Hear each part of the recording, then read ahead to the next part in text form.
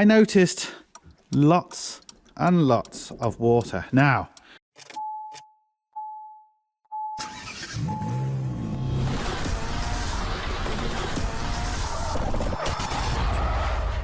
hello and welcome to another Bodgit and Leggit video. Right, we have a Mondeo. Doesn't really matter the car, but the tow bar isn't working. So I decided to strip everything out because obviously there's going to be some sort of canvas box in here because of the year of the car. And I noticed lots and lots of water. Now, it hasn't gone into the electrics, which is lucky enough. There's just water there, which, where is it coming from? I've often seen the rear wiper to leak inside the car, you know, when you put the jets on. So that could be it, or it could just be a leak somewhere. Anyway, I've uncovered the box. I can hear it clicking. I've got the indicators on. You can physically hear it clicking, so I know it must be power going into it, but maybe no power coming out of it. I've seen the way they've done the earth here, just hadn't even put a connection on. I can see the two fuses here look good, so that's all fine, but this is all just hanging out in the breeze, like it's not connected anywhere. It's just, it was wedged in to places. So let me see. I'm just going to get my multimeter and see if it's kicking out any power, because if it's not, well then the module's fucked. Right, what I'm going to do first is, and I've always said, test a loaded circuit with a load. I've done videos where if you use multimeters and stuff, it doesn't necessarily give you the right answer. It gives you a ghost voltage. Now, this box, I'm pretty... Right, my phone keeps ringing, so hopefully I can now finally do this. So we've got a test light, and the reason why I'm using a test light and not a multimeter is because you can get ghost voltages. You need to test a load with a load. Now, I am familiar with these boxes, and they are quite good, especially when they're wired in properly, not just hanging around there. And what it should do is, it should physically beep at you when you've got your indicators on it, because it tells the driver that everything is working. When this box isn't beeping, you know that there's an issue. Your trailer isn't working for whatever reason. So what I've done, I've got the indicators on and I've got the lights on. You can clearly hear the box working. But is it kicking out the power? And very, very easy. I know the yellow wire is indicators, or hazards, or sorry, the yellow and green wire is going to be indicators.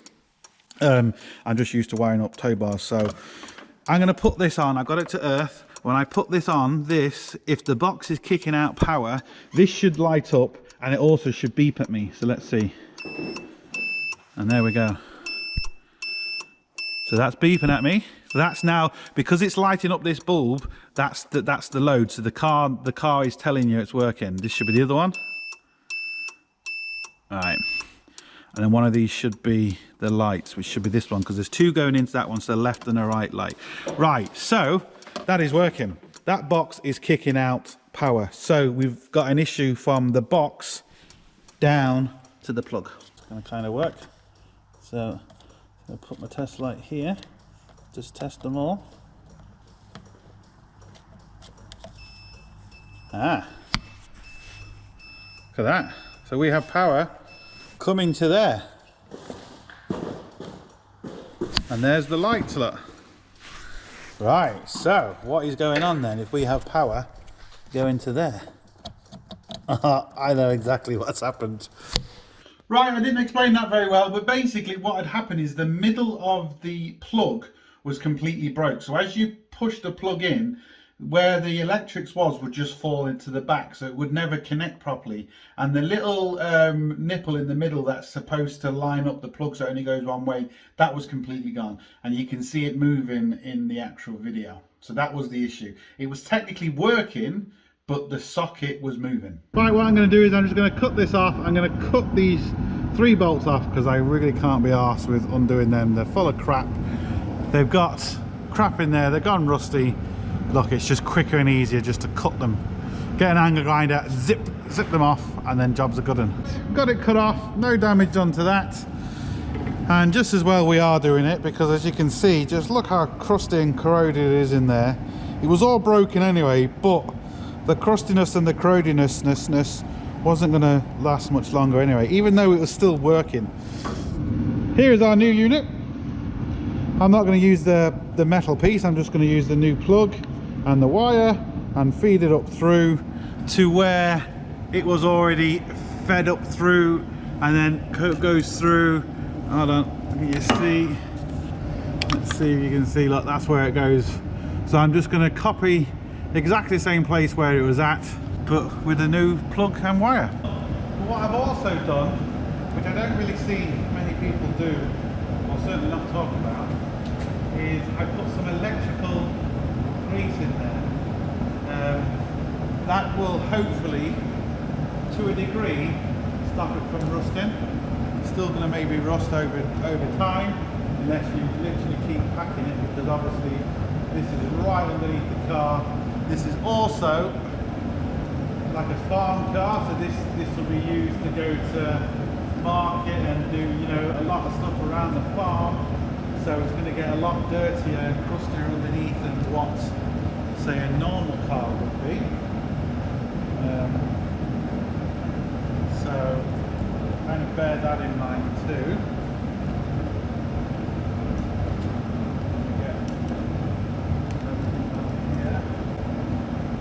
But when you get anything to do with these, you are just honestly best off replacing the whole unit. Don't try and take the things out and clean it and stuff, because it wasn't just crusty, it was broken. It was also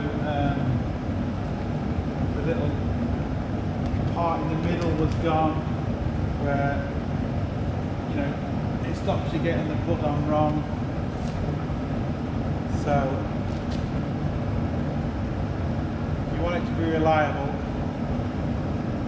especially now winter's coming in, it's dark, you want someone to be able to see.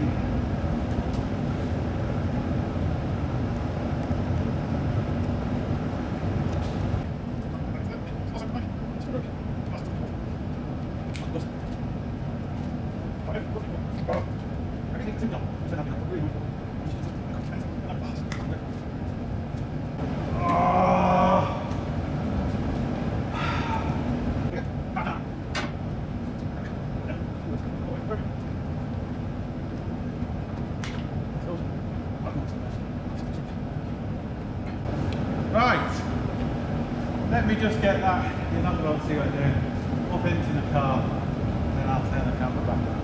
Right, I've got the wire up through, and I've just cut it here so I can see which wires go where.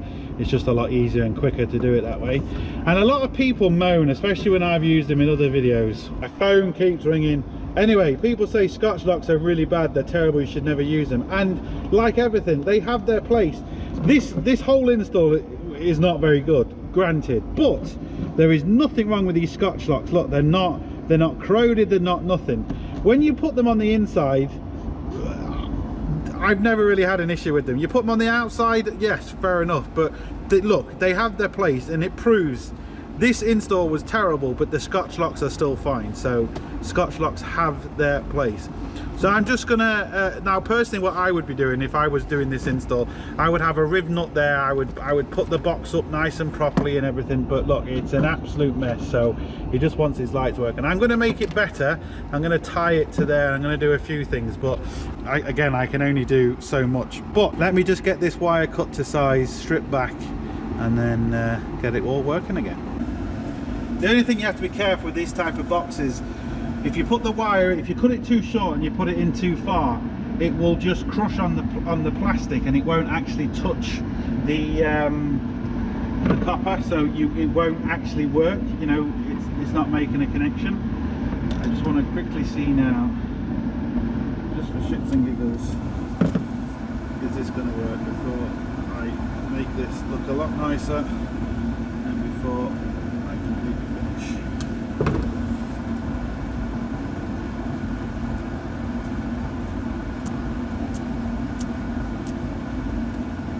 Now, see if it works. Fuck you. Fucking cameras. Right. Our lights are flashing. Our lights, indicators are flashing. Our lights are on. What happened?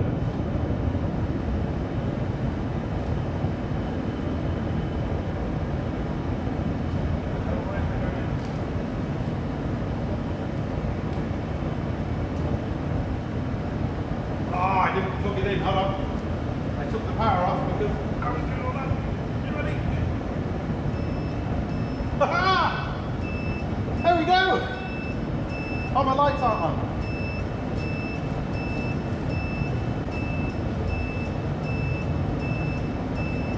Yes, we have lights.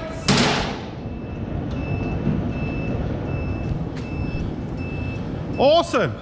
Sorted. And we're making the buzzer noise. Right, it is all done. I've just cable tied that up there a little bit better than what it was, so it's not just flapping around the place.